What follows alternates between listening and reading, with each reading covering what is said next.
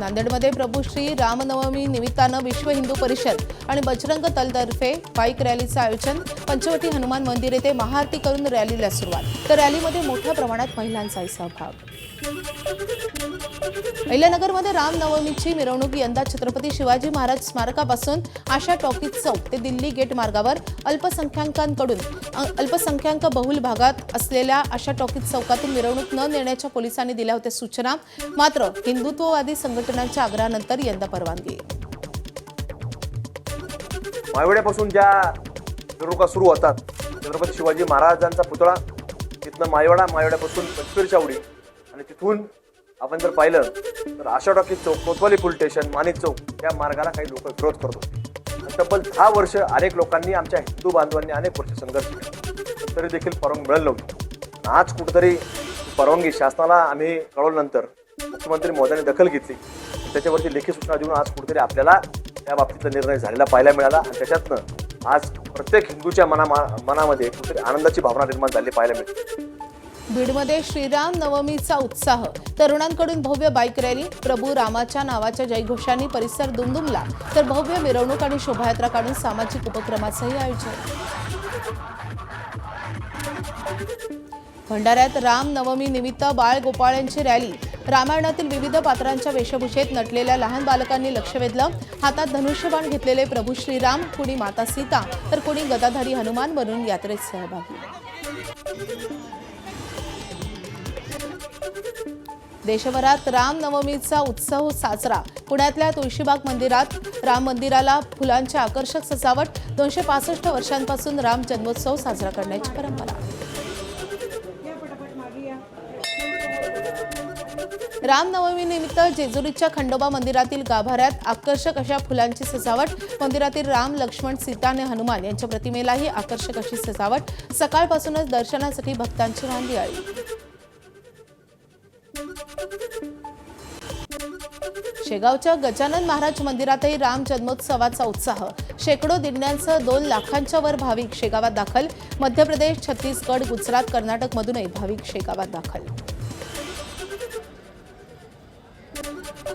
रामनवमी निमित्त भजन कीर्तन करत शेकडो किलोमीटरचा पायी प्रवास करून अनेक दिंड्या शेगावात दाखल। या दिंड्यांमध्ये महिला भक्तांचाही मोठा सहभाग।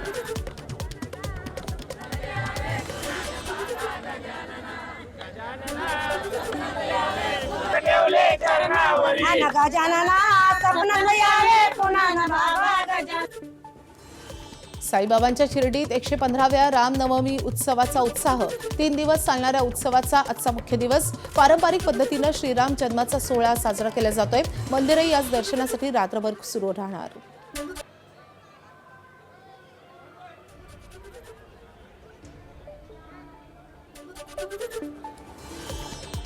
नाशिकच्या ऐतिहासिक काळाराम मंदिरात भाविकांची श्रीरामाच्या दर्शनासाठी मोठी गर्दी। रामनवमीच्या निमित्तानं मंदिरात विविध धार्मिक कार्यक्रमांचं आयोजन करण्यात आलं असून काकड आरतीनं रामनवमी उत्सवाला सुरुवात झाली आहे। त्यानंतर मंदिर भाविकांसाठी खुलं करण्यात आले। रामनवमी निमित्तानं मंदिराच्या गाभाऱ्यात देखील फुलांची आकर्षक अशी सजावट करण्यात आली असून राम नामाच्या गजरानं मंदिर परिसर दुमदुमून गेला आहे। तर काळाराम मंदिराच्या गाभाऱ्यातून आढावा घेतलाय आमचे प्रतिनिधी शुभम बोडके यांनी। आज रामनवमी उत्सव आहे आणि रामनवमी उत्सवाच्या निमित्तानं नाशिकच्या ऐतिहासिक श्री काळाराम मंदिरामध्ये विधिवत पूजा या ठिकाणी सुरू आहे। प्रभू श्रीरामांना या ठिकाणी आभूषणं चढवली जाते, वेगवेगळ्या प्रकारचे जे दागिने आहेत ते या ठिकाणी चढवले जात असल्याचं आपल्याला पाहायला मिळते। खरं तर संपूर्ण गाभाऱ्यामध्ये विधिवत पूजा सुरू आहे। सकाळी काकडा आरतीनंतर श्री रामनवमी उत्सवाला या ठिकाणी सुरुवात झालेली आहे। सकाळपासून श्री काळाराम मंदिर हे दर्शनासाठी भाविकांसाठी खुलं करण्यात आलेलं आहे आणि आपण जर बघतो या ठिकाणी संपूर्ण या ठिकाणी विधिवत पूजा या ठिकाणी केली जाते आहे। आभूषणं चढवली जात आहे, वस्त्र चढवली जातात, जे मानाचे वस्त्र आहे ते प्रभू श्रीरामांना या ठिकाणी चढवले जात आहे। आणि एकूण जर बघितलं तर असं भक्तिमय वातावरणामध्ये सकाळी पहाटेपासून 5 वाजेपासून या ठिकाणी प्रभू श्रीरामांची पूजा या ठिकाणी विधिवत पूजा सुरू आहे। संध्याकाळी 256 ताटांचा महाभोग रामाला फराळाच्या पदार्थांचा पुजारी घराण्यातून रामाला अर्पण करण्यात येईल। संपूर्ण पुजारी घराण्यातल्या सुवासिनींतर्फे हा नैवेद्य रामाला संध्याकाळी 7 वाजता अर्पण करण्यात येईल। प्रभू श्रीरामांच्या नावानं संपूर्ण या ठिकाणी आपण जर बघतोय तर हा परिसर दुमदुमून निघाल्याचा आपल्याला दिसून येतोय। कॅमेरामन मंगेश सोनवणेसह शुभम बोडके, एबीपी माझा, नाशिक। पाहुयात उर्वरित सुपरफास्ट बातम्या। बीडच्या परळीतील ऐतिहासिक गोरारा मंदिरातही रामनवमीचा उत्साह. रामदास स्वामी स्थापित हनुमान तसेच कल्याण स्वामी स्थापित श्रीराम मूर्तीची भाविकांकडून पूजा.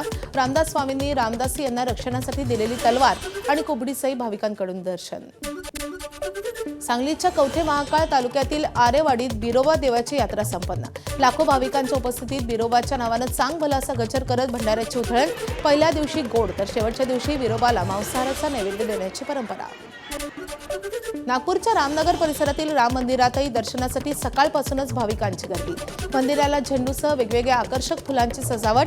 मुख्यमंत्री देवेंद्र फडणवीसही या मंदिरात दर्शनासाठी हजेरी लावणार. वडाळ्याच्या राम मंदिरात सकाळपासूनच भाविकांची गर्दी. उत्सवानिमित्त मंदिरात आकर्षक फुलांची सजावट, भजनासह विविध धार्मिक कार्यक्रमांचं आयोजन. नागपूरच्या प्रसिद्ध पोद्दारेश्वर राम मंदिराची रामनवमी निमित्त शोभायात्रा. पौराणिक काळातील विविध शस्त्रांच्या प्रतिकृतींसह सजलेल्या रथानं लक्ष वेधलंय. शास्त्राला शस्त्राची आणि शस्त्राला शास्त्राची जोड असावी असा संदेश देण्याचा प्रयत्न.